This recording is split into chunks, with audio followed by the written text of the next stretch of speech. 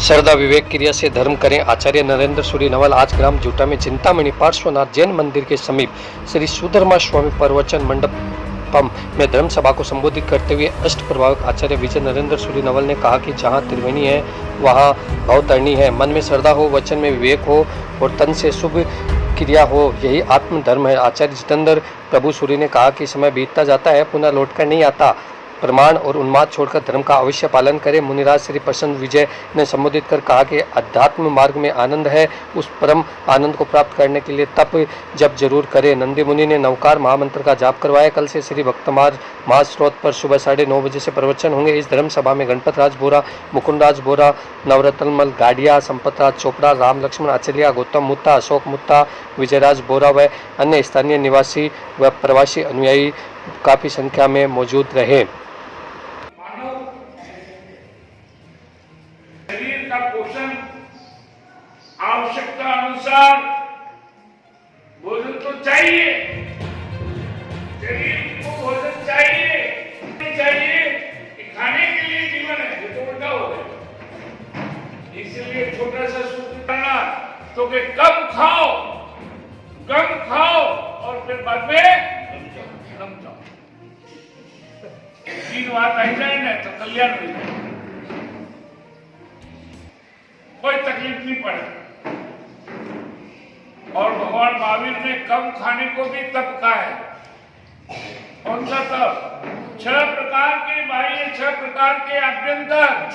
भगवान महावीर का यह मार्ग बड़ा सरल, बड़ा अनुपम, बड़ा अलौकिक और सभी जीवों पर उन्होंने करुणा की है। करुणा सिंधु महावीर, दया सिंधु भगवान महावीर। उन्होंने कहा कि कम खाओ। उस तप का नाम क्या है? उनोदरी। उनोदरी में क्या करना पड़ता है?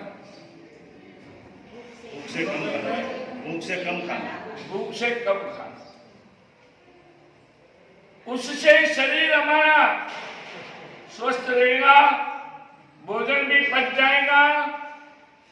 और कम खाओ, फिर क्या करो? गम खाओ। थोड़ी जगह रहेगी तो गम भी खा सकते। गम खाना अर्थात क्या? किसी ने कुछ कह दिया, आवेश में कह दिया, क्रोध में कह दिया, नासमझी में कह दिया, तो वो शब्द सुनकर के हमें विचलित। अमृत रूपी भोजन का है, आत्मा स्वस्थ हो जाती है, प्रसन्न हो जाती है। कल हमारी कथा चल रही थी, पंडित जी को राजा ने पूछा, क्या पूछा था? तुम जो कह रहे हो मेरे को ध्यान अंदर नहीं आती है कोई बात। पंडित जी, आप रोज धर्म कथा सुनाते हो, धर्म वाणी सुनाते हो, मैं सुनता हूँ, किंतु मेरे जीवन में कोई परिवर्तन नहीं आया। कोई असर नहीं हुआ। जानता हूं, सुनता हूं, किंतु वो अंदर उतरता नहीं। इसका क्या कारण है? पंडित जी भी आश्चर्यचकित हो गए, अचंभित हो गए कि क्या जवाब दूं। घर गए, पुत्र ने पूछा, पिता ने कहा, पुत्र ने कहा इसका समाधान मैं कर दूंगा। कभी कभी कहते हैं कि जो काम बल से नहीं होता वो कल से हो जाता है। जहां बल काम नहीं देता है वहां बुद्धि काम कर जाती है। पुत्र ने कहा कि आप पिताजी फिक्र मत करो, चिंता छोड़ो, सुख से जियो। सुख से जीना हो तो क्या करना पड़ेगा? चिंता छोड़ो और सुख से जियो। सुबह के दिन समय हुआ, तैयार होकर पिता पुत्र राजसभा में जाने के लिए निकले।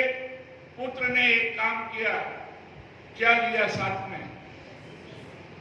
कल मैंने बताया, भूलना मत। मैं बार बार टेस्ट करता रहूंगा आपका।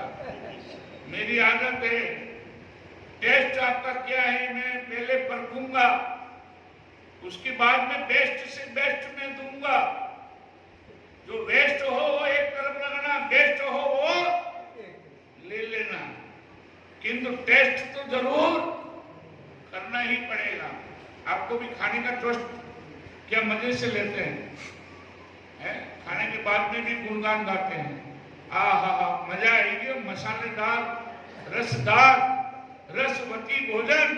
तो इसे ज्ञान के भी मजे लेना,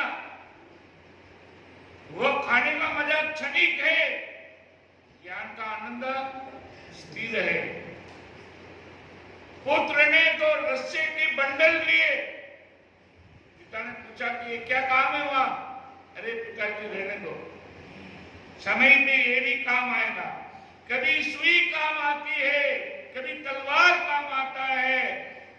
किसी को भी छोटा मत समझो। जीवन में ये हमें भाव रखना चाहिए, किसी की भी उपेक्षा मत करो, किसी से ज्यादा अपेक्षा मत करो। ये उपेक्षा भी खतरनाक, ये अपेक्षा भी खतरनाक। आज सभा में पहुंचे पिता पुत्र, राजा भी समय पर आकर के राज सिंहासन पर बैठ गए, सभा भी आ गई, सब अपने स्थान पर बैठ गए। आज गांव में कुतूहल था, आज गांव में ये बात फैल गई थी कि राज्यसभा में आज नया कुछ न कुछ होने वाला है। तमाशो वे तो कोई तेड़ो देनो नहीं पड़ा कि तेड़ो देनो पड़ा, तमाशे के लिए देखने के लिए कोई बुलाना नहीं पड़ता, इकट्ठा हो जाए।